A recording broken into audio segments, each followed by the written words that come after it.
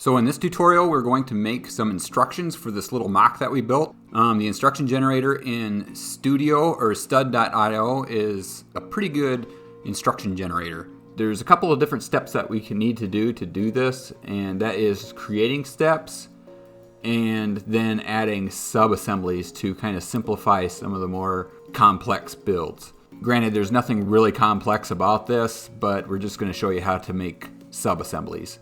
So the first thing that we need to do is add a bunch of steps, since this was all built under one step. So we're just going to add some steps by clicking this add step at the bottom of the step list. And we'll just go ahead and add like 5 or 6 of those for now. Next thing we're going to do is try to establish a base to build from. So we're going to click on the torso and maybe this little clip part and add those to a step.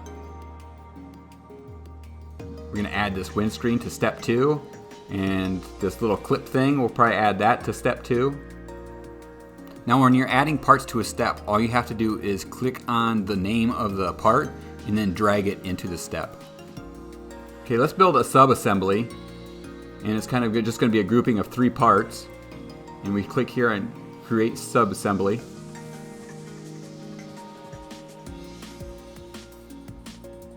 And let's move that down to step 4. Let's do the same thing with this other side. Create a sub-assembly, and then we're going to move that into step 5.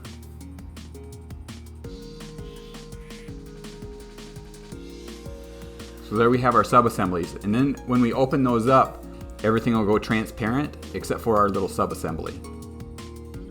So what these sub-models do is they simplify the way that we look at this.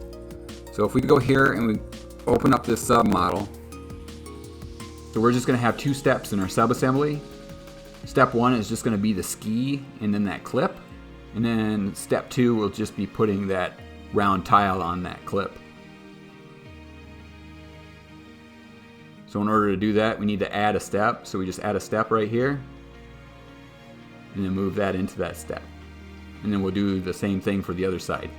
Granted, this process is pretty straightforward with how we do this, but it's getting into the instruction generator that things become a little bit more complicated. Okay, so now we're going to go ahead and generate our instructions. And this is kind of the preliminary steps to kind of check to make sure everything's okay.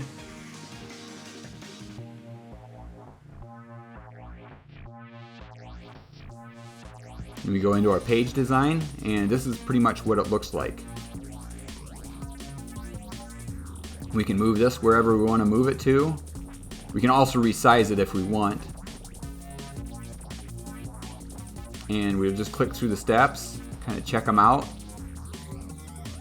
And you'll see that up in the upper left-hand corner, it shows us the parts that we need and then the assembly portion of it.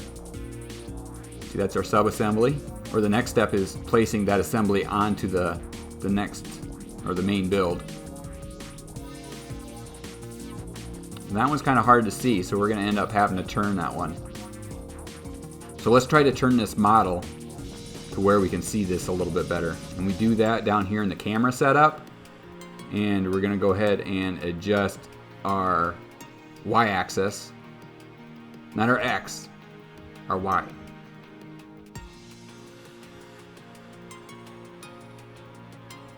There we go, right there, just like that.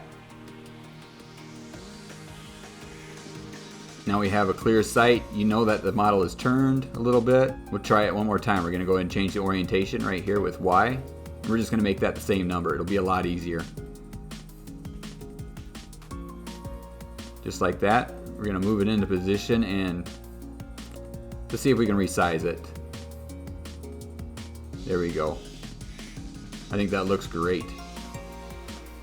So now that we have our instructions generated, how about we try to export these to a PDF? Now there's a couple of different ways that we can export this. We can export it to a PNG, which is like an image, or we can export it as a PDF. So let's export it as a PDF. So right here we can export it as a PDF or a PNG.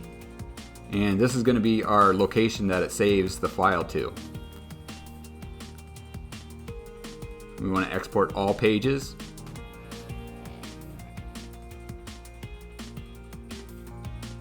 Here it's creating the instructions. And now if we go to our file, open it up. So now that we have the PDF opened up, we can kind of flip through the instructions. I think they look pretty good. Absolutely amazing. I'm pretty happy with this. Granted, it takes a lot of work to create the instructions, and I think that's one of the things that I like about this program so much, is that it's not all automated like it is in LDD, and I feel like I have more control over how the instructions are shown.